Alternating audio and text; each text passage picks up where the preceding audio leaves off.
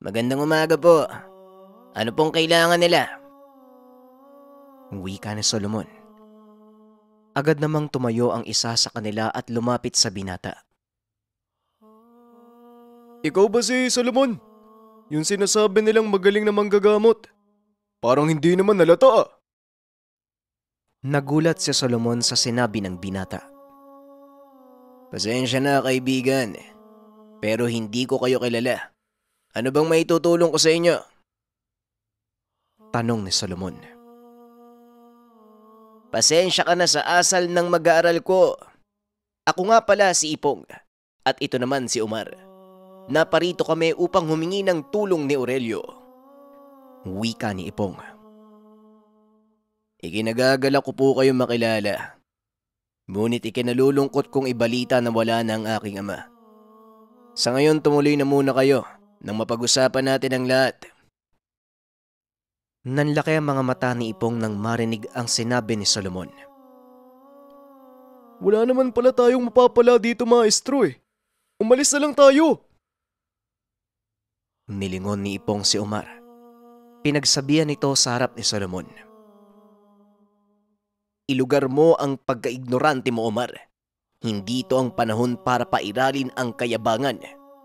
Tayo ang may kailangan sa taong ito, kaya ibaba mo ang sarili mo. Wika ni Ipong.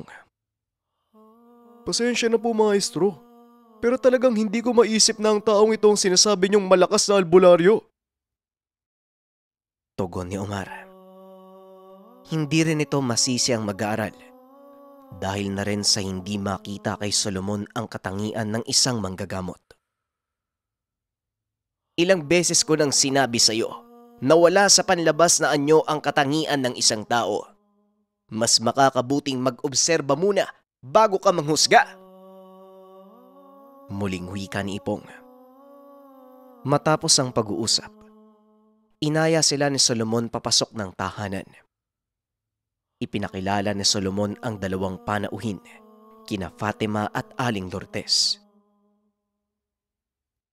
Kaipong, Omar, sila ang nanay at lola ko. Sila na muna ang bahala sa inyo at kailangan ko munang asikasuhin ng mga pasyente ko.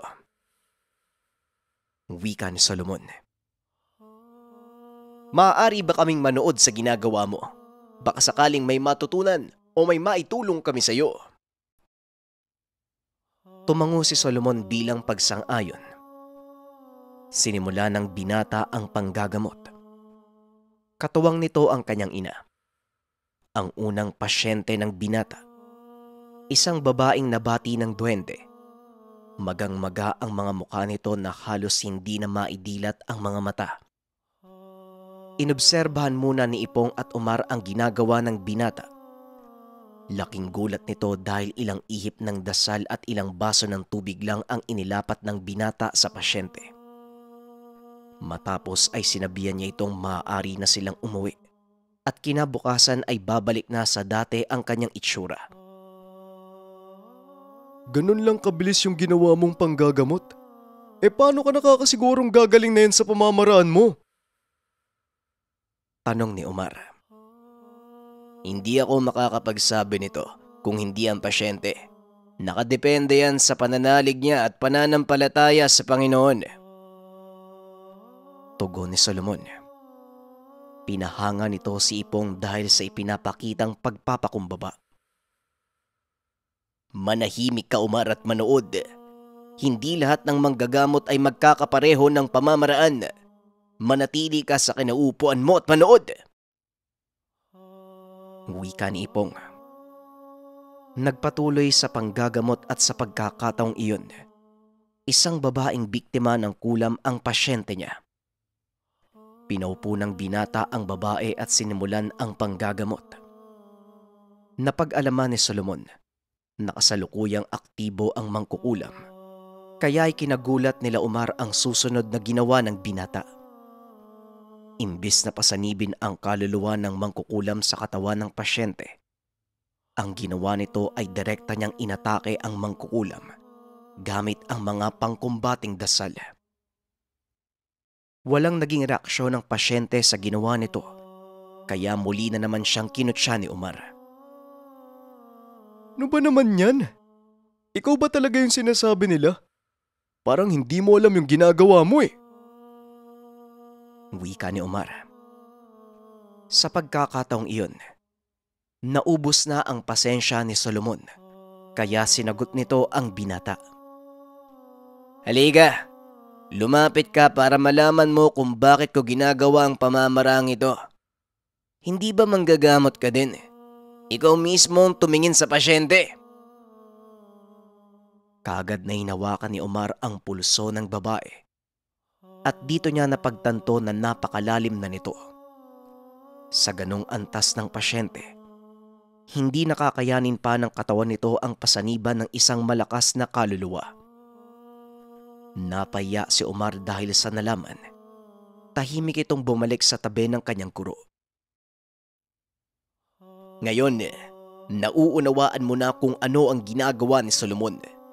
Siguro naman, tatahimik ka na at manonood na lang. Wika ni Ipong. Sinadya nitong ilakas ang boses para lalong mapaya ang mag-aaral. Itinuloy ni Solomon ang panggagamot. At ng mga sandaling iyon, unti-unti na nitong nagagawang pagalingin ang pasyente. Siguro hindi mo pa alam ang bagay na ito, Omar. Mas mabigat ang pamamaraang ginagawa ni Solomon kung ikukumpara sa tradisyonal nating pamamaraan. Sa pagtuntun pa lang ng kinaroroonan ng mangkukulam, hindi na birong enerhiya ang inilalabas ng iyong katawan at sa oras na matuntun mo ito, mas lalong kakailanganin ng higit pang lakas para sa pakikipaglaban. Paliwanag ni Ipong sa mag-aaral. Ilang sandali pa ay pinatayo na ni Solomon ang pasyente. Binigyan ng ilang pangontra at sinabing umuwi na. Sa loob ng ilang araw ay nanumbalik na ang dati nitong lakas. Wala na din ang mangkukulam dahil nagawa niya itong patayin ng hindi man lang umaalis sa kinaroroonan. Maestro, kung kayo ang pasyente, maniniwala ba kayo sa mga sinasabi niya? Kasi sa totoo lang parang imposible talaga eh. Wika ni Omar. Hindi na lang pinansin ni Ipong ang sinabi ng mag-aaral. Salip ay tumayo ito at lumapit kay Solomon. Ano ang maaari kong itulong, Solomon? Medyo marami ang nakapila. At isa pa, wala naman kaming gagawin ng aking mag-aaral. Hindi ba, Omar? Tanong ni Ipong. Oo nga naman, tama si maestro. Paano ba kami makakatulong sa'yo? Tugon ni Ipong. Napangiti na lang si Solomon at tumugon. Kung ano lang po ang makakayanan nyo, Manong Ipong. Maraming salamat po. Matapos magsalita ay nagpapasok ng ilang pasyente si Solomon. Itinuro si Ipong at Omar. Sinimula ng dalawa ang panggagamot. Nairaos naman ng mga ito ang araw ng gamutan. Maraming natulungan ang dalawang panauhin. Napatunayan nilang kakaiba nga ang kakayahang taglay ni Solomon pagdating sa larangan ng panggagamot. Manong Ipong, magpahinga na po tayo. Siguradong napagod kayong dalawa, tamang-tama. Nakahanda na din ang hapunan. Nga pala, may matutuluyan ba kayo ngayon? Kung wala, maaari kayo magpalipas ng gabi dito sa bahay. Wika ni Solomon. Ang totoo, Solomon, wala kaming kakilala sa lugar na ito at medyo malayo pa ang pinagmula namin. Kaya tatanawin naming utang na loob ang pagpapatuloy mo sa amin. Tugon ni Ipong.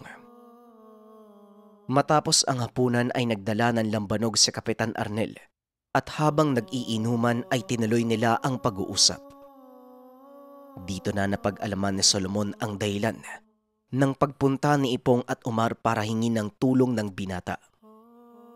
Pinaliwanag nila ang buong pangyayari at naunawaan naman ni Solomon ang lahat. Hindi nga biro mga taglugar, Manong.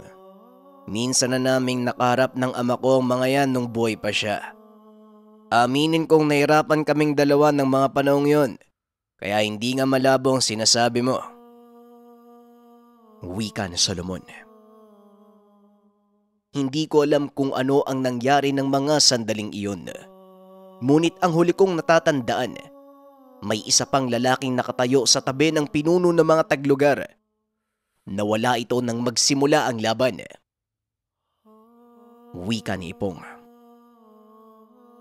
Nung mga panahong nakalaban namin ni tatay ang isa sa kanila, may nakita din akong lalaki.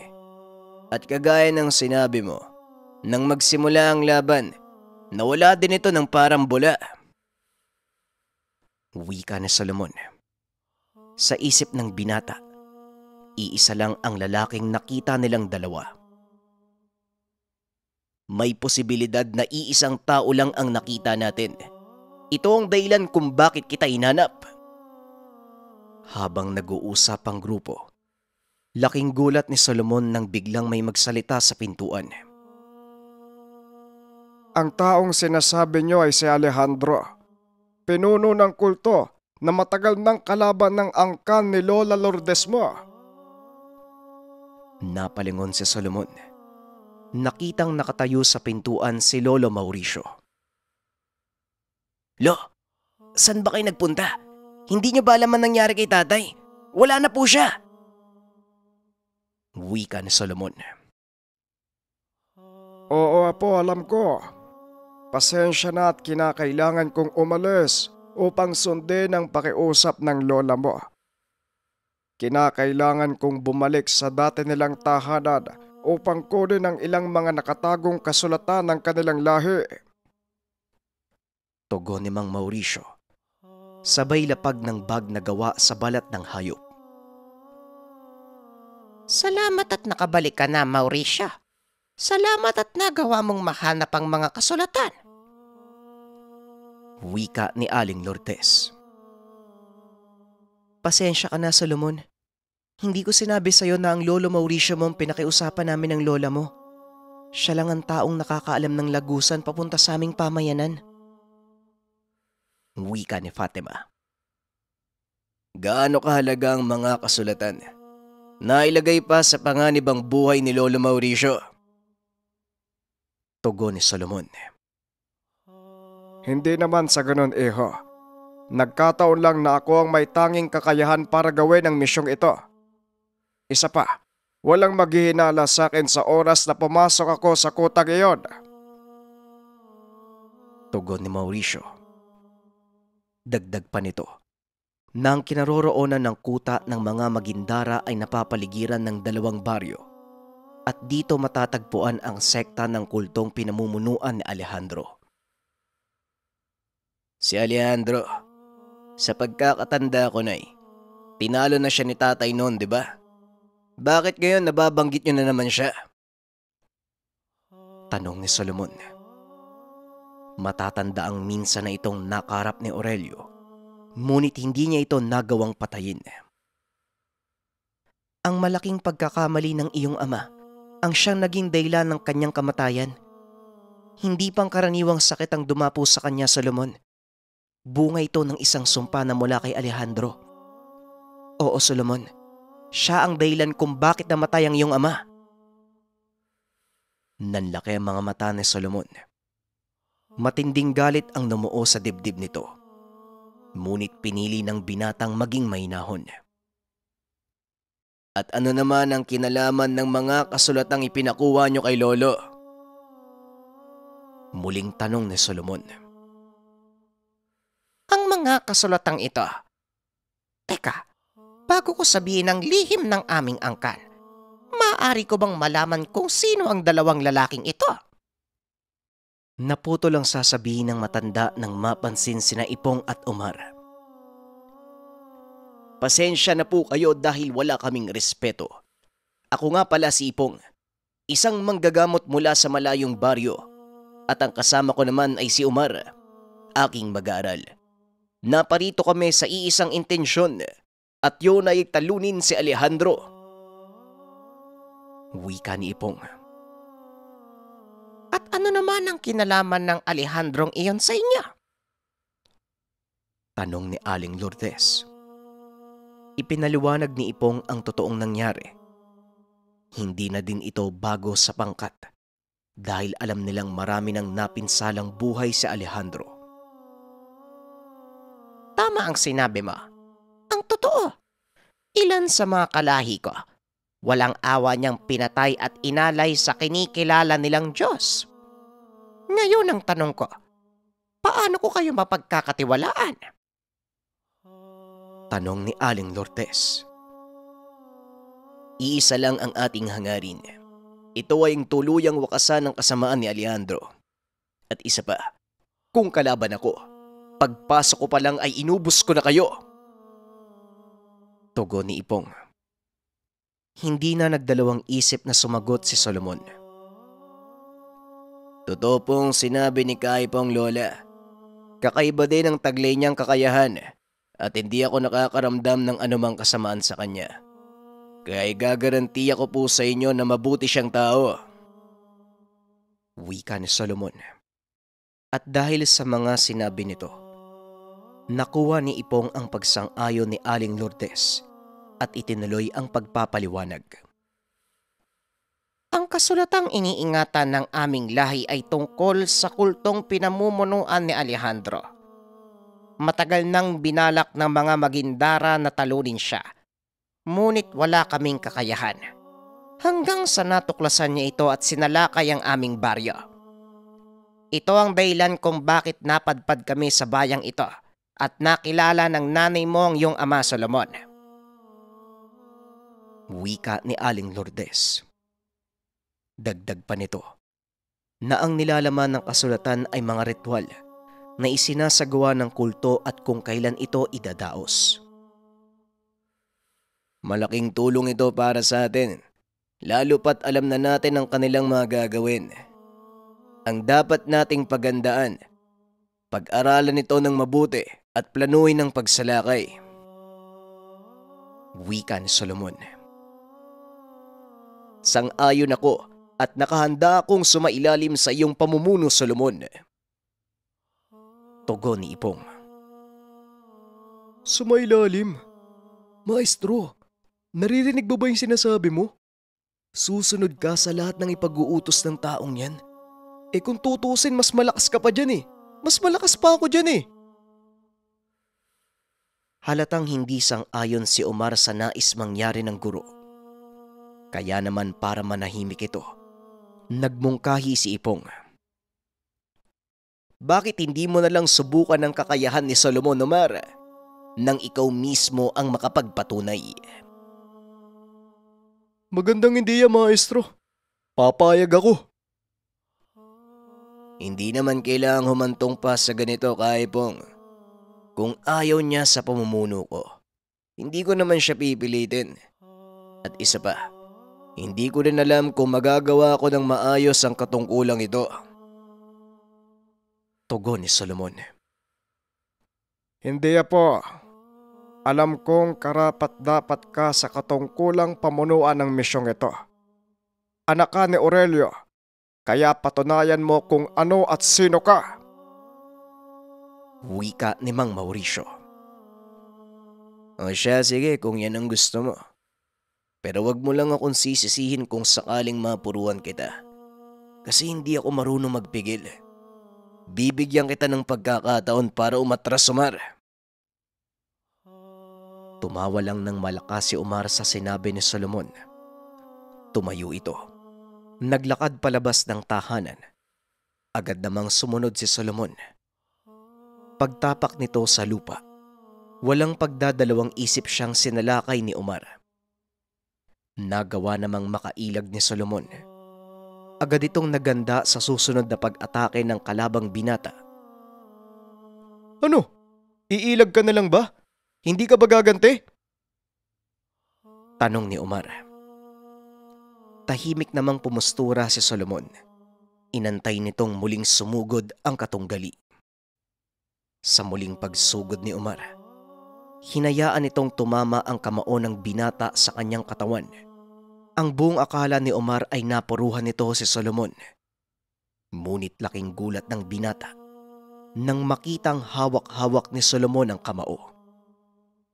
Dali-dali nitong hinila ang kamay at tumalon palayo. Unti-unting naramdaman ni Omar ang kakaibang lakas ng binata. Anong problema? Bakit parang natitigilan ka? Tanong ni Solomon. At dahil naasar si Omar, muli nitong sinugod ang binata. Sa pagkakataong iyon, sinalubong ni Solomon ang atake nito. Hinawakan ng binata ang kamao ng kalaban at hinatak. Sinuntok sa sikmura. Napalahod si Omar dahil sa lakas ng atake nito. Halos isuka niya ang lamang loob. Unti-unting tumayo si Omar. Ngunit hindi nito maituwid ang kanyang mga tuhod dahil bigla itong nanghina. Unti-unting nanginig ang kalamnan ni Omar. Unti-unti din itong nakaramdam ng takot dahil napasubo na sa labanan. Sumuko ka na, Omar. Huwag mo nang pilitin ang katawan mo. Wika ni Solomon. Sino ka para utusan ako? Alam ko ang kakayahan ng katawan ko. Tugon ni Omar sabay sugod kay Solomon. Napailing na lang ang binata at napagpasyahan na tapusin na ang laban. Muli nitong sinalubong si Omar. Isang malakas sa suntok sa panga ang ibinigay nito. Nawalan ng malay ang binata. Tuluyang bumagsak. Agad naman itong nasalo ni Solomon at inakay papasok ng tahanan. Ilang minuto ang nakalipas ay muling nagkamalay si Omar. Nagtaka ito kung sino ang nagdala sa kanya sa loob. Mabuti na lang at nagising ka pa. Ano? Naniniwala ka na? Tanong ni Ipong. Oo, maestro. Talagang kakaiba yung lakas niya eh. Ang ipinagtataka ko, bakit hindi tumatalab yung mga atake ko sa kanya? Tanong ni Omar. Hindi tinawag si Solomon na haring bakal nang walang dahilan. Kaya sana naman magtanda ka at tanggapin ang desisyon ng nakararami. Tumango lang si Omar bilang pagsang-ayon. Maya-maya pa ay pumasok si Solomon sa sala. Kinumusta ang kalagayan nito. Kumusta ka? Pasensya ka na ha. Medyo napalakas yata yung mga atake ko eh. Wika ni Solomon. Ako ang nagkamali. Masyado kitang minaliit, Solomon eh. Ngayon alam ko na ang dahilan ni Maestro kung bakit napakataas ng tingin niya sa'yo. Tugon ni Solomon. Matapos mapatunayan ng binata ang sarili, walang pagdadalawang isip na nagtiwala si Omar sa binata. Kung ganon, mas mabuting simulan na natin ang pag-aaral ng mga kasulatan. Wika ni Ipong. Inilapag ni Aling Lourdes ang mga kasulatan. Binasa ang bawat pahina. Dito napag-alaman ng pangkat na talagang pumapatay sila ng tao upang ialay. Bukod sa mga tao, maging ang iba pang lahi ng mga aswang at engkanto ay ginagawa nilang alay. Ang katawan ng mga ito ay nagiging tahanan ng mga diablong tinatawag nila mula sa impyerno. Wika ni Aling Lourdes. Kailangan na natin silang pigilan bago pa lumala ang sitwasyon. Tignan niyo ang pahinang ito, Nay. Tugon ni Solomon. Sabay pakita ng mga pahinang binabasa. Nanlaki ang mga mata ng lahat nang makita ang nilalaman nito. Hindi maaaring mangyari to. Hindi pwedeng magising ang demonyo. Wika ni Solomon. Tama ka. Matagal na nilang hinahangad na dalhin sa mundong ibabaw ang hari ng mga demonyo. Tugon ni Aling Lourdes. Hindi ko alam na ganito kalala ang kanilang mga plano. Ang buong akala ko ay pumapatay lang sila. Ito pala ang kanilang pinaghahandaan.